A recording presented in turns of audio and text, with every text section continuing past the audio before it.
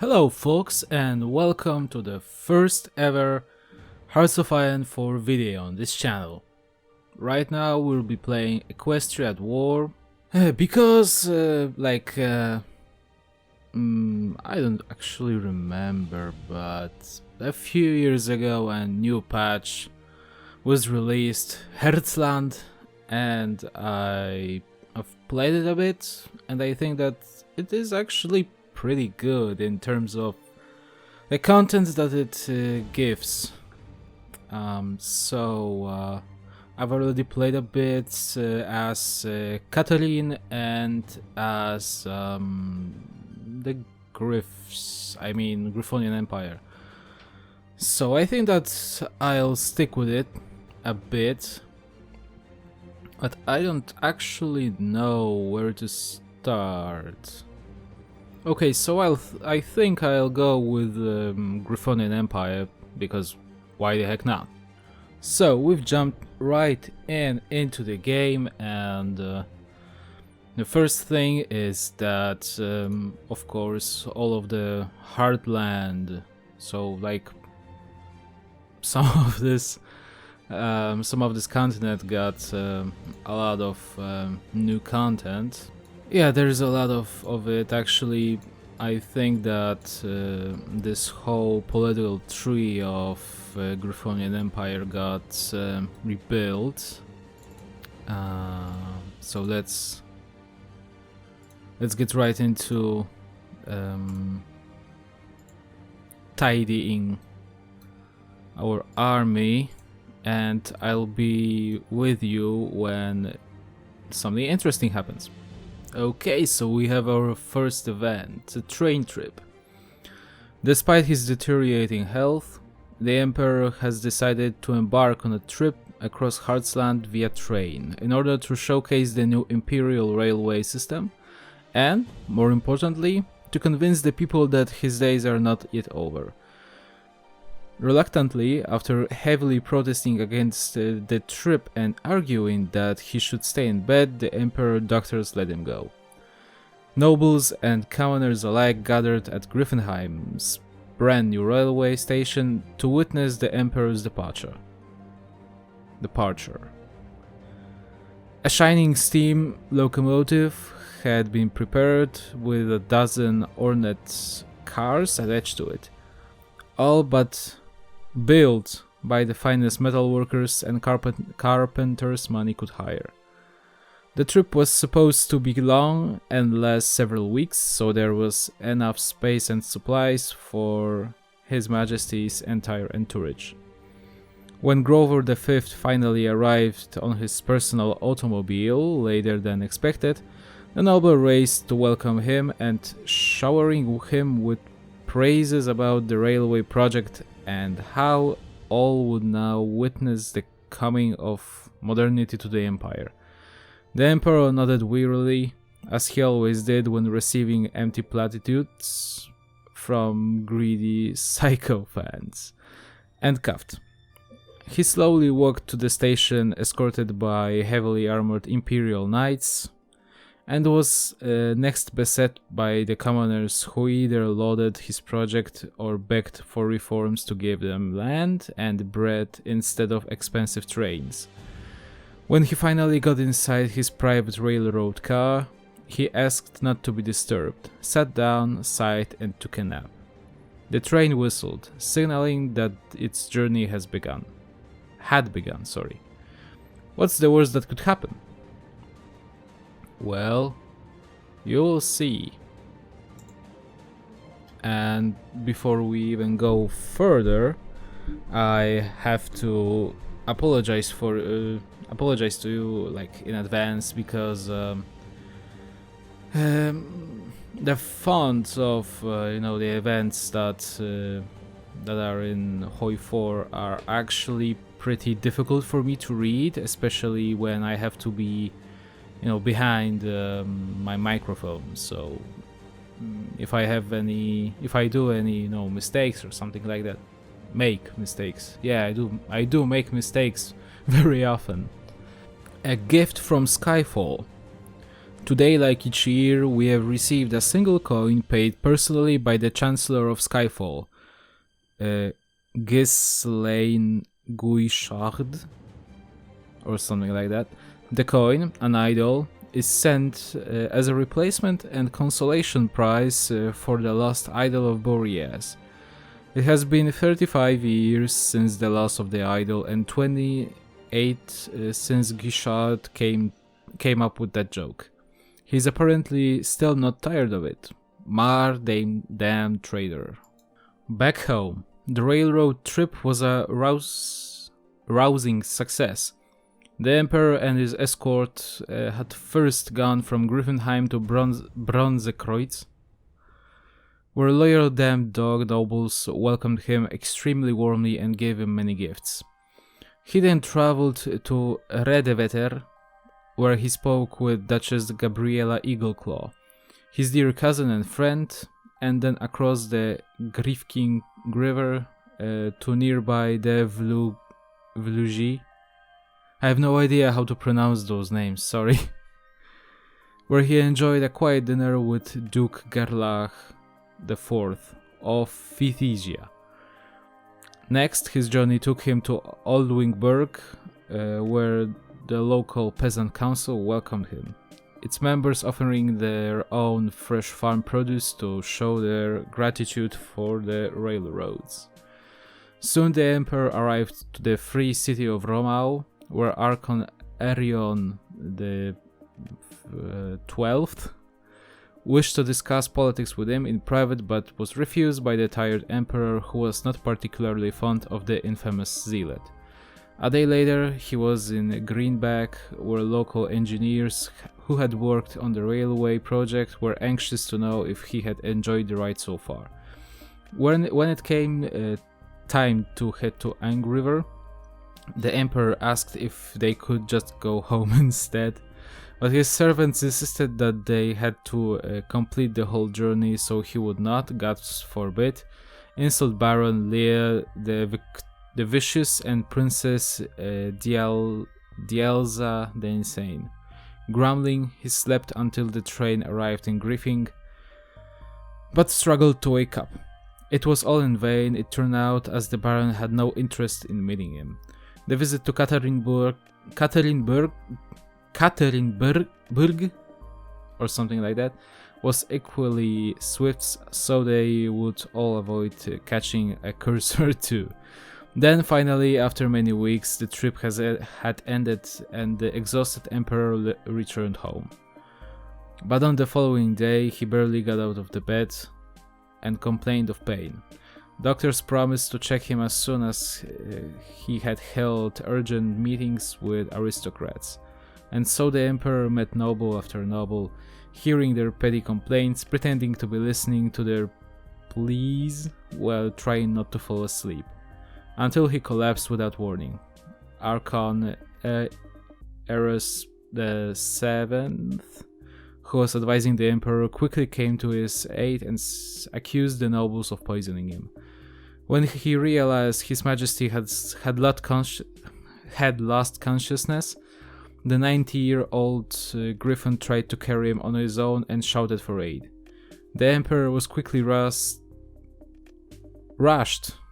to his private chambers and is currently being taken care of by the empire's finest medical experts. The Archon spends day and night sleeplessly praying to the gods. His days might be over at last. Okay, so right now I have decided to go with Gabriela, mainly because it's, as I've said, the lesser evil. I haven't even tried the fascist path, but I am not fond of such playthrough. Of course, those are sometimes much more powerful than the others, but there's this thing of my own personal beliefs. Of course, when I'm playing vanilla HoI4, I tend to play as, I know, Germany or something like that, but it's not very often, and with mods there is this I don't know how to put it, danger of having to read like very graphic events of atrocities or something like that. So as I've said, I'll go with Gabriela. The Emperor is dead.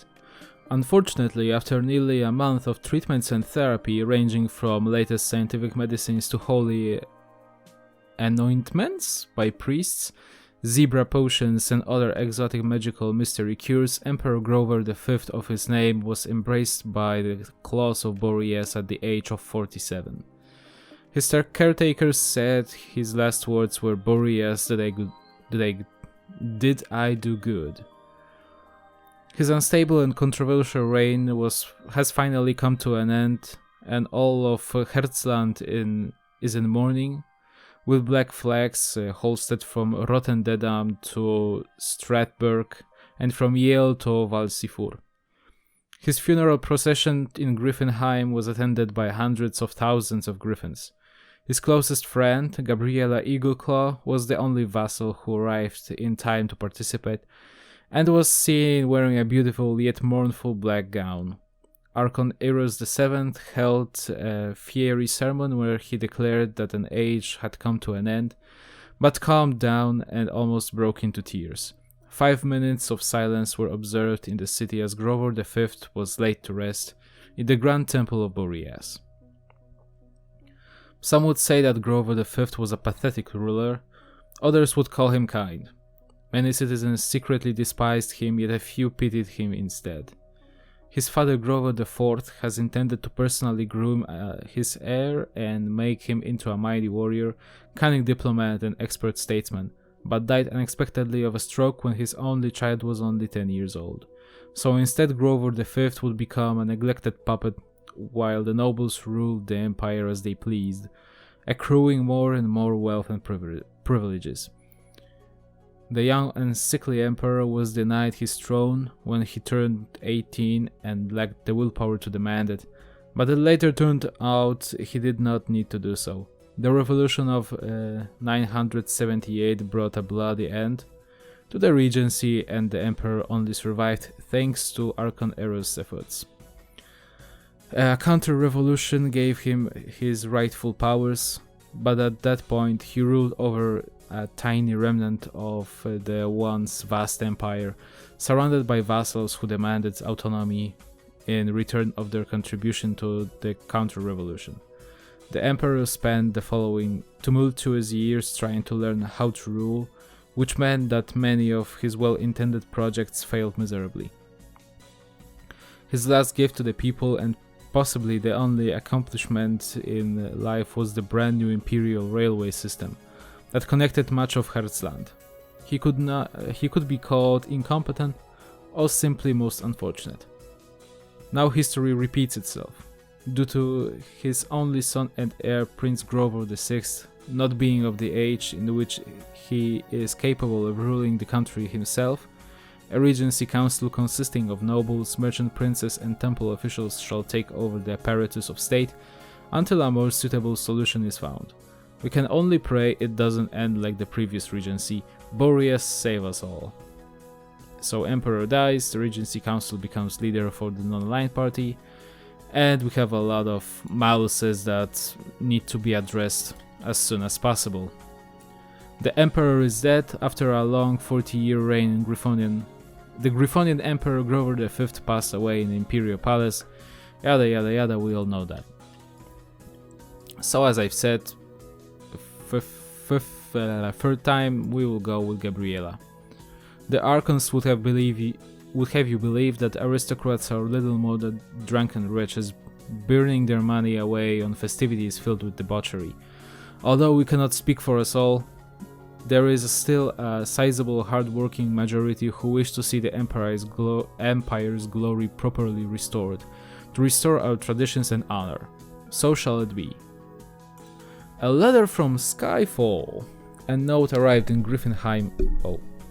Today, one penned by Chancellor Gushad of Skyfall and addressed to the young Grover personally. The officials were puzzled. The Chancellor was known for his lack of diplomacy towards the Empire and especially his petty cruelty towards the Imperial dynasty. And so the letter was opened and reviewed by the officials under order from the Regency to make sure it wouldn't hurt the young Emperor. The panel decided that it was safe for him to read. Grover's the sixth personal tutor was tasked to bring him the letter and read it to him.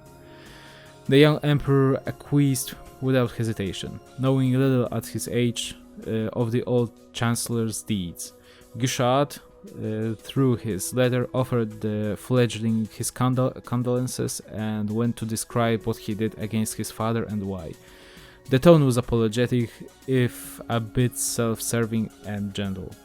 Finally, the old Griff apologized for all his deeds and told Grover that he hoped that maybe someday there could be a détente between Skyfall and the Empire, and that maybe, just maybe, the young Emperor could live through less brutal times.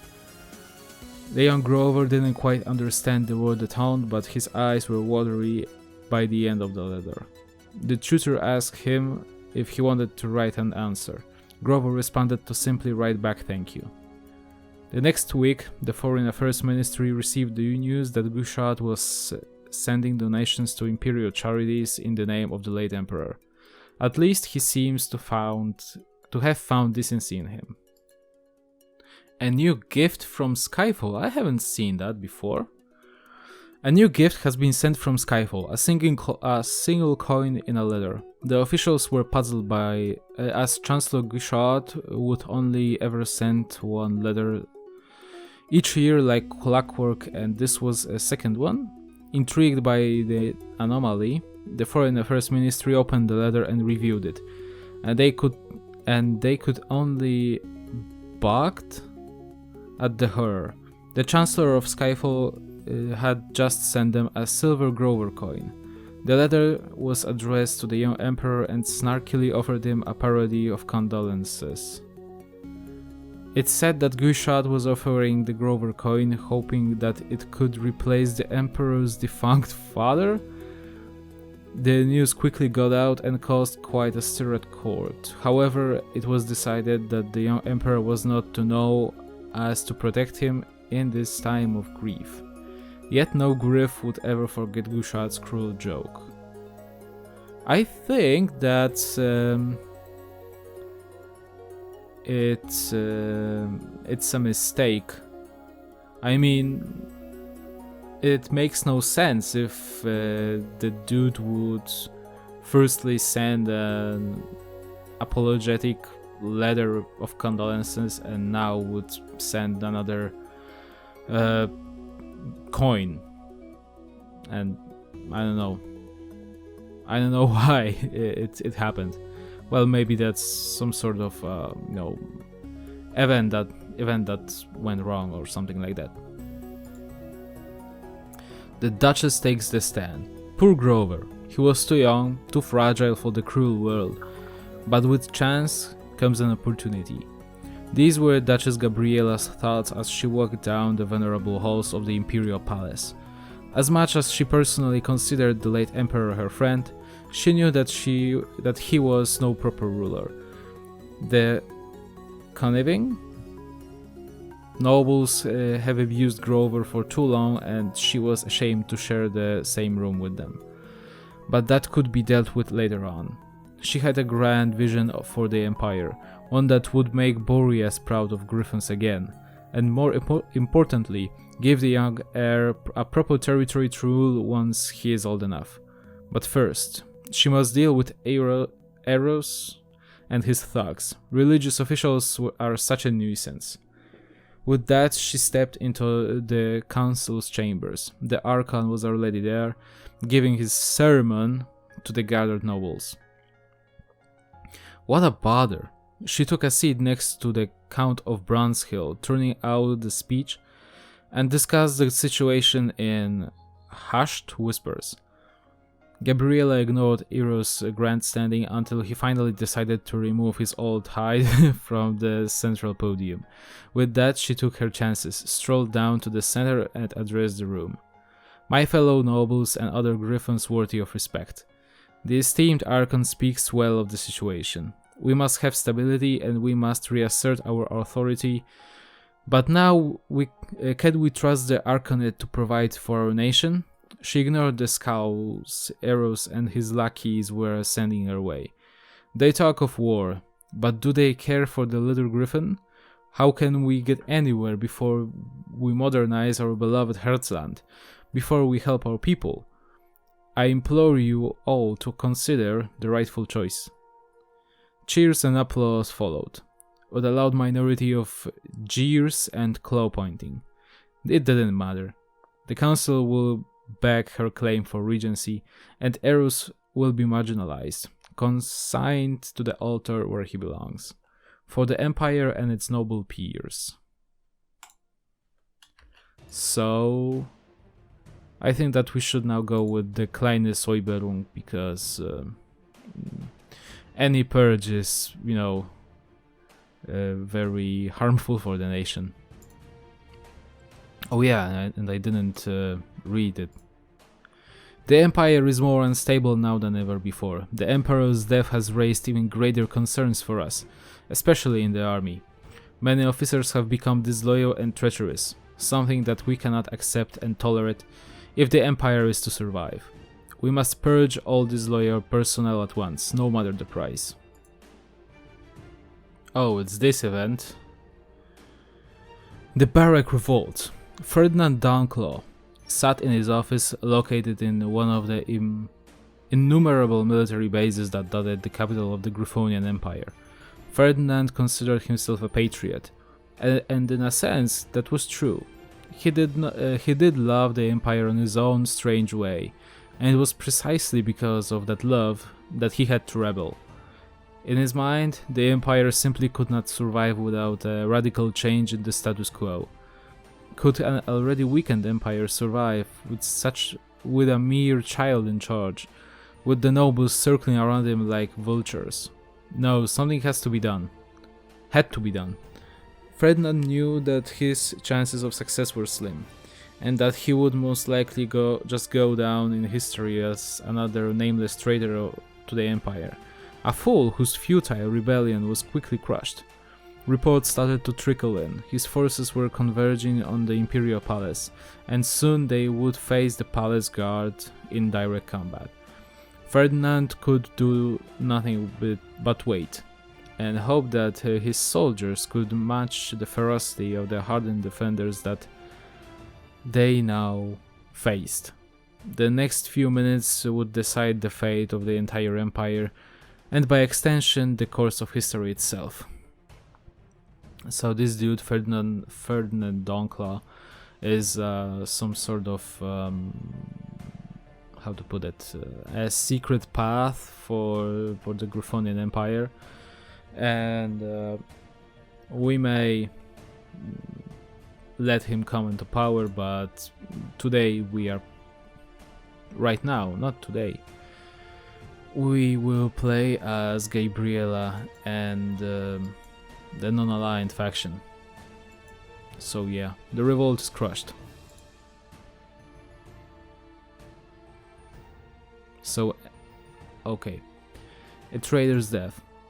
Ferdinand Downclaw, one of the Empire's most recent traitors, was publicly executed in the capital today, with the event drawing little attention from the rest of the Empire. Ever since attempting a failed coup several days ago, the Griffin had simply awaited his fate. Once the time finally came to lay judgment down on him, no leniency was taken and he was found guilty of high treason as well as conspiracy to commit regicide. There was only one punishment worthy of such evils, and he was sentenced to be hung from the gallows at dawn. The Griffin offered no defenses for himself, staying silent through the entire court case, seemingly having accepted his fate. The execution itself was a subdued event, with a scant few military officials and curious onlookers showing up. Of the few Griffins present at the event, Ilias Bronzetail was the most senior in rank, showing up out of the little respect that he had for the foolish general. There was no grand speeches or denunciations at the execution. Ferdinand was simply led up to the gallows, and minutes later he hung dead in the air. In the end, Ferdinand Donclaw died a mundane death, one which was observed by few. He would be a footnote in history, another mad general driven by a lust of power, an insignificant traitor whose pitiful rebellion was put down before it could even start in earnest. What a fitting end. It was a fitting end. Good riddance, and we lose Ferdinand. He's a good general, but yeah, whatever. Oh, that's interesting. Wingbardi appoints pro-harmony government, so they will be democratic. So we've already done the Declinus Soiberum, so now I think that we'll go with Calm Voice of Reason. Grand Duke Gerlach IV of Phthisia is respected by all, regardless of their standing or place in life. He is set to appear in Griffinheim soon to deliver a speech on the issue of regency. His support would do wonders for our cause, and Gabriela knows she needs only a small push to convince him. Gerlach's support. Time is of the essence, thought Duchess Gabriela. Her little speech gathered support for her cause, but it was still inconclusive whom will the council elect for the regency. The next matter to be discussed was the admittance of common-born Griffins of some repute to the council. And that simply cannot be allowed. Ero's blood and populism would spell doom for the Empire if the actual commoners found out about it, and no Griff needs another 978. Fortunately, the opportunity presented itself. The Grand Duke of Phthisia appeared in Griffinheim today, his coming unnoticed by most as he was fond of traveling incognito. He was set to deliver his speech in the council chambers tomorrow, and while he is a pure-blooded noble, Gabriela suspected that the Archon's lackeys could persuade him to support an inferior cause. He can be irritatingly pragmatic sometimes, but the Duchess had her own plan in mind. She will invite him to dine at her Griffinheim estate, and take advantage of his fondness for her in order to secure an alliance. Thus, the evening came, the two noble Griffins seated in front of each other at the Duchess' opulent dining room. Pleasant chatter was exchanged over a traditional Phthisian feast with dishes such as snert and matiersha, blah blah, you know. Thankfully, he refrained from devouring the fish in primitive ways. It was certainly unbecoming to be seen doing such. As Gabriela was about to make a comment on her latest gossip, she was suddenly interrupted by the normally light-beaked Grand Duke. Tight-beaked, not light. Lady Eagleclaw, I do not wish to disrespect your hospitality, but I am keenly aware of your invitation purpose. This came as no surprise to her, as she made a strong effort to flatter his sensibilities. In fact, he gave an opening to cut straight to the matter at claw. Forgive me, Grand Duke, but I believe it is within our mutual interest to stand together against the Archons and their wicked schemes. They can't be trusted to rule our legacy. As Gerlach Damn, I'm blind or something. As Gerlach silently considered his options, she pressed further. Think what would Grover want? This got his attention, his eyes gleaming at the memory of the late Emperor. So it is, Duchess. So it is. Tomorrow at the council's meeting, Gabriela could only smugly listen to Gerlach's speech, lambasting the Archons for their irresponsible actions. This would certainly draw some of the indecisive nobles to vote for her regency. As his speech drew to a close, she thought about setting up another dinner. The Grand Duke is certainly easy on the eyes. Your devotion will not be forgotten, Gerlach. So a bit more of popularity, political power and stability. And now we should go with a dagger in the dark. When words fail, we turn to subterfuge and deceit. Archon Irian holds the least popularity within the common folk and the Regency Council, a fact we can exploit by calling upon some old friends within Romao to spread our words of choice. Friends in the Irate Arcanet. Sorry. Reputation can make a big... what? Sorry. Reputation can make or break a griffin. The Duchess knew this well.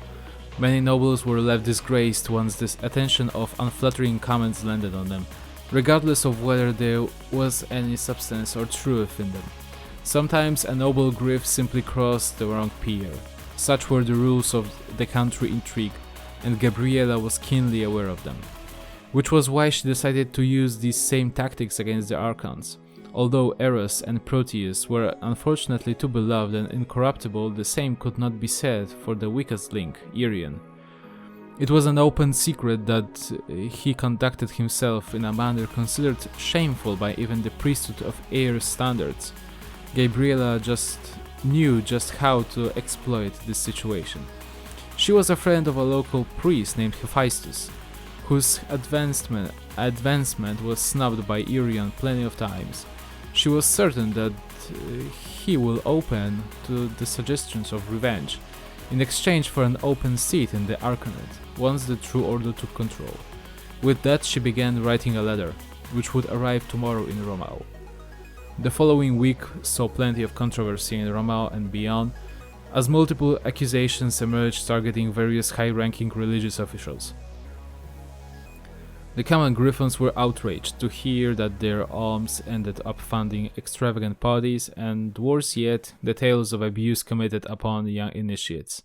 While many of these stories had few facts behind them, and while Archons still had their claws full on trying to minimize the extent of the damage, the public opinion swung back to the noble's favor. Everything is according to Gabriela's plan. Act as you preach, Irian. So we shall go now with bankers and industrialists. The various captains of industry, banking magnates and other wealthy Griffins are our natural allies. They might not have a noble title to their name, but they know what would occur should the Archons seize powers for themselves. We shall court their support. The imperial industrialists. As Duchess Gabriela walked through the busy halls of Krahe Stahl offices, her thoughts were on legacy. The empire may last for centuries or not even a decade, but its culture and achievements will never be forgotten. But where the state comes and goes, its inhabitants are eternal, and more importantly, the money. Great wealth is concentrated within the many companies dotting the business district of Griffinheim, and she knew that having their support could change it all. Thus, today she would dedicate her mourning to one known as Siren Greytalon. Or Karen Greytalon? I will go with Siren. The most notable captain of industry in the city. He accepted her invitation for a meeting without hesitation, and before she knew it, she was sitting across the business magnate in his opulent office. My dear Gabriela, what brings you to my humble workplace? Siren started with no hint of irony, chomping on his favorite golden griffin cigar, exclusive from Skyfall. I'll need that favor you promised me, Siren. I'll need your support, and your colleagues' assistance against the Archons. You know we can't let them take over the state. Greytalon leaned forward, exhaling a whiff of smoke. The Duchess didn't seem to be hazed by it. Your favors Your favors don't come cheap, Gabriela. What is it for me and for the Krahestal? I must work for my bread like every other Griffin, you know. The ever-predictable Siren and his greed. You'd think he had made enough in his lifetime, but some were never content. Tax breaks, subsidies, exclusive government contracts, and we won't nationalize your factories like the Archons would. They'd probably give it all to the peasants too. Gabriela could practically hear the sound of idols clinking in Siren's head. Her offer would clearly improve his next quarterly report. Then I believe we have an outstanding deal, my dear. The industrialists of the Empire will stand by your side. Claws were shaken, pleasantries were exchanged, and a proposal for the expansion of a meeting business was drawn up. Primarily for the purposes of putting a good impression on the less fortunate, of course, the Duchess returned to Griffenheim Manor on another place of her plan put in motion.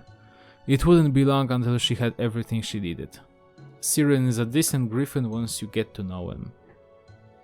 We'll get a one civilian factory, which is nice. And now we'll go with support from the Niederadel.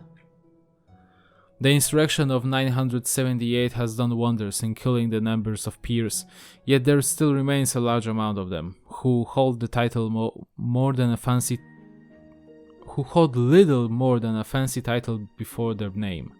They still hold influence and sway in numbers, and while we loathe to work with these lesser nobles, we value more our continued safety and tradition. A deal can be made, certainly. Convincing the Niederadel. The proper conduct of nobility is something every peer understood and upheld, at least that's what the Duchess believed. An exquisite upbringing which would translate into a decent member of the high society some grief to look up towards. And yet to her eternal embarrassment, most nobles were content to engage in crass displays of debauchery, the kind that would make priestess of air blush in shame. Still, they were smart enough to keep it behind curtains, unlike certain lesser aristocrats. These landless lords would continuously make fools of themselves, clinging to their empty titles and dressing in fashion that went out of style decades ago. Despite being genuine wastes of Boreas given air, Duchess Gabriella could found a possible use for them. Despite holding functionally vacuous titles of the lands that haven't been under imperial control for decades, they were still peers recognized by the imperial court.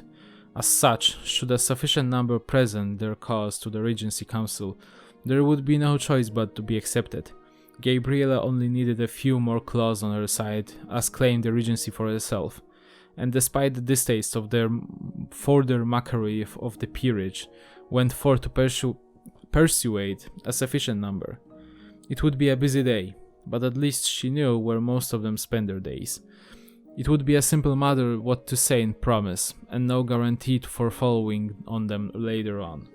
The following day, at the session of the Regency Council, had an unusual commotion, as a dozen foppish nobles interrupted the section and demanded that their privileges to be given and respected. The guards were close to kicking them out on the streets, but the Duchess interrupted, saying that their titles are legitimate. Thus, they joined their colleagues, and when the vote came, they all voted unanimously for Gabriella Eagleclaw. The Archons were furious at being foiled yet again. They may be upstarts, but they're better than arrows. Okay, so last focus for today, the Duchess.